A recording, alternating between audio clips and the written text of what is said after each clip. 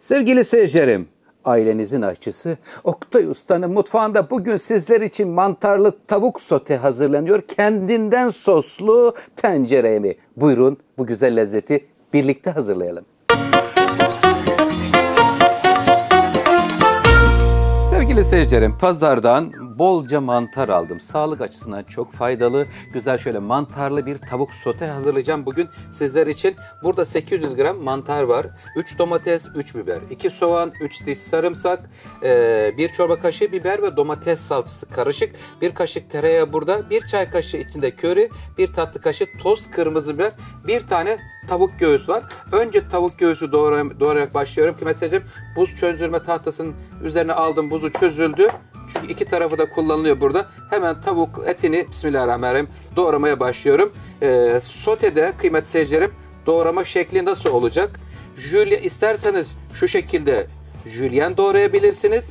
Böyle uzun uzun veya sadece şöyle kestikten sonra şöyle mantarların büyüklüğünde de olabilir. Ben şimdi bu şekilde doğruyorum. Mantarları da tüm hazırlıkları tamamlıyorum. Lütfen videoyu sonuna kadar takip edin. Güzel, lezzetli bir mantarlı tavuk sote nasıl hazırlanır? Ayrıntıları kaçırmayın.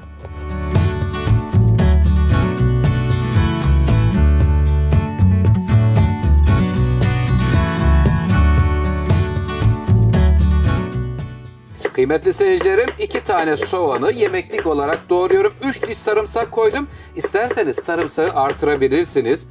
Şu an mevsim itibariyle gribe, nezleye karşı da faydalıdır. Bolca soğan, sarımsak koyun.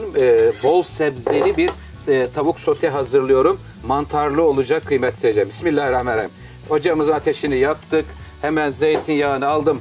Kaşığım neredesin? Gel canım. Geliyor. Efendim hemen soğan, sarımsak şöyle bir çeviriyorum. Kokuları bir çıksın. Çıkar mısınız canım? Çıkıyorlar ve buraya kıymetli seyircilerim doğramış olduğum bir bütün tavuk göğüs. Çok büyük bir göğüs değil ama. Orta halli bir tavuk göğsü. Soğan, sarımsakla birlikte kavurmaya başlıyorum. Bismillahirrahmanirrahim.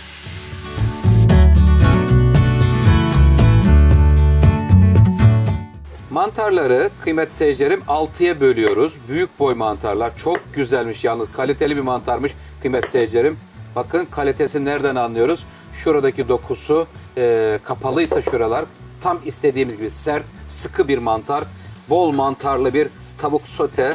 Belki biraz soğanlar yeterince kavrulamadan tavuğu ilave ettim kıymetli seyircilerim. Siz istiyorsanız 1-2 dakika kavurduktan sonra ilavede bulunabilirsiniz. Sevgiyle pişecekler şimdi. Tencere yemeği hazırlıyorum. Bandır ekmeği sosuna daldır. Geliyor efendim Oktay Usta'dan tavuklu mantar sotemiz sevgiyle pişiyor kıymetli seyircilerim.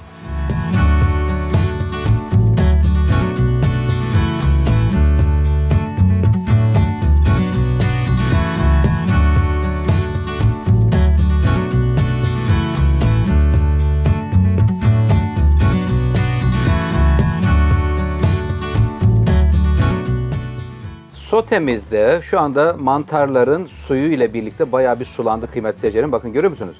Lezzetin suyu burada.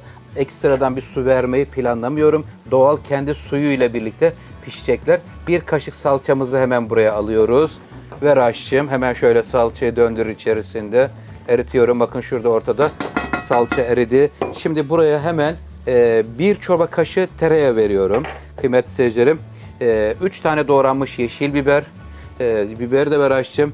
Sonra 1 çay kaşığı içerisine köri. Seviyorsanız birazcık kimyon koyabilirsiniz. Seviyorsanız bizim çocuklar yemiyorlar. 1 tatlı kaşığı tatlı ya da acısından pul biber veriyoruz.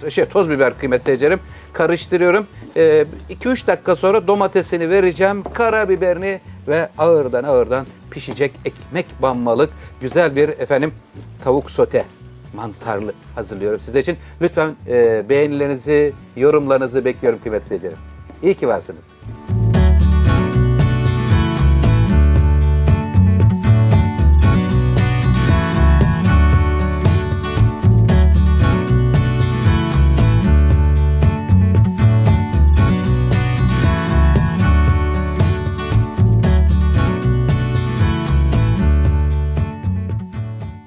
sevgili seyircilerim, kendi suyunda mantar, sebzeler, domates öyle güzel bir koku ve muhteşem bir kıvam çıktı ki ortaya. Mutlaka denemelisiniz.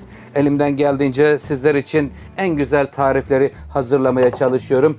Göremedik diyorlar. Biraz daha kaldır, görelim, Oktos'ta bakalım. Tamam mıdır? Görüyor musunuz? Kendi suyu, kıymetli seyircilerim, hiç su koymadım. Tencerede pişmiş özel bir yemek. Davet sofralarında sevdiklerinize ikram edebilirsiniz. Evet efendim, yorumlarınızı bekliyorum kıymetli seyircilerim. Hangi tarifleri istiyorsanız elimden geldiğince sizler için hazırlamaya çalışacağım. Böyle soslu, kendinden soslu diyebileceğimiz bir yemek oldu. Allah'ım ne güzel nimetler veriyorsun bizlere. Sonsuz şükürler olsun.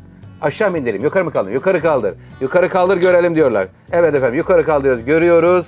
Kıymetli seyircilerim, şimdi veda vaktimiz geliyor. Oktay Usta'dan tarifler gelmeye devam edecek kıymetli seyircilerim. Sizleri çok seviyorum. Sağlıklı, mutlu, huzurlu günler diliyorum efendim. Hoşça kalın, sağlıklı kalın efendim.